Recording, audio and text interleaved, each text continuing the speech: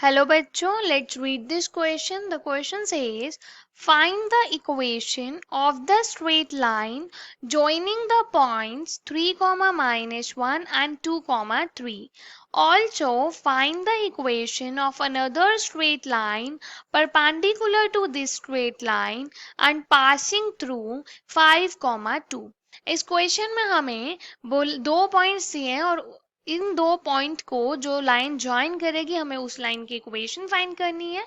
Also एक और equation हमें फाइंड करनी है लाइन की, वो लाइन हमारी पहली वाली लाइन से परपेंडिकुलर होगी और उसका पासिंग पॉइंट भी हमें गिवन है। For this firstly we see the key concept to solve the question. इस क्वेश्चन को सॉल्व करने के लिए हम कंसेप्ट यूज करेंगे। अगर हमारे पास x1, y1 and x2, y2 दो पॉइंट्स गिवन है तो इसमें इक्वेशन ऑफ लाइन हम लिख सकते हैं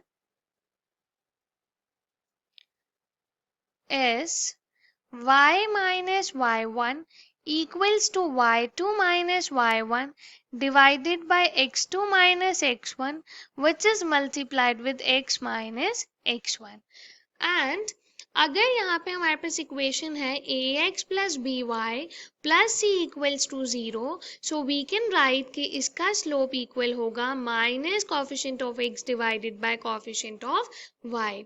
एंड अगर हमारे पास कोई लाइन है जिसका slope slope of line L1 अगर हमारे पास m है, सो slope of line L2 that is perpendicular to L1 is equals to -1 divided by m। यहाँ से हम अगर एक लाइन का स्लोप पता है तो दूसरी लाइन जो उसके परपेंडिकुलर है उसका स्लोप फाइंड कर सकते हैं। And if we are given slope is equals to m, passing point is also given as x1, y1, then equation of line हम लिख सकते हैं y minus y1 equals to m times x minus x1। इस concept को use करके question को solve करेंगे। Question is of moderate level, let's start solving the question. Let जो हमें पॉइंट दिया है वो a पॉइंट है 3, 3, ये हमारा -1 है और दूसरा पॉइंट जो है वो बी पॉइंट है 2, 3। हमें एक इक्वेशन लिखनी है जो इन पॉइंट्स को ज्वाइन कर रही है, that means equation of line A B हमें लिखनी है। This is equals to y minus y1, यहाँ पे क्या -1 equals to y2 minus of -1 divided by, यहाँ पे हमारे पास है माइनस y1 था, y1 यहाँ पे -1 है।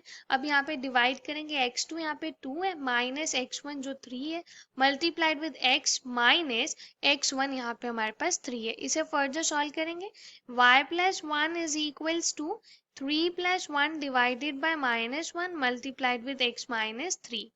तो ये क्रॉस मल्टीप्लाई करेंगे minus of y plus 1 is equals to 4 times x minus 3। यहाँ से आगे सॉल्व करेंगे तो ये आएगा minus y minus 1 equals to 4x minus 12। So hence यहाँ से आएगा 4x plus y minus 12 plus 1 equal to 0। Equation आएगी 4x plus y minus 11 equal to 0। ये जो हमें फर्स्ट इक्वेशन बोली थी फाइंड करने को वो आ गई। नेक्स्ट अब हमें इस इक्वेशन के परपेंडिकुलर एक इक्वेशन फाइंड करनी है और उसका पासिंग पॉइंट दिया है।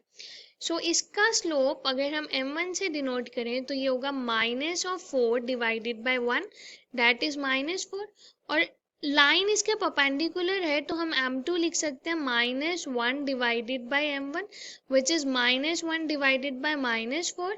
तो m2 की वैल्यू आ जाएगी 1/4। ये हमारी परपेंडिकुलर लाइन का स्लोप आ गया। एंड पासिंग पॉइंट क्या दिया है हमें, पासिंग पॉइंट इज 5, 2।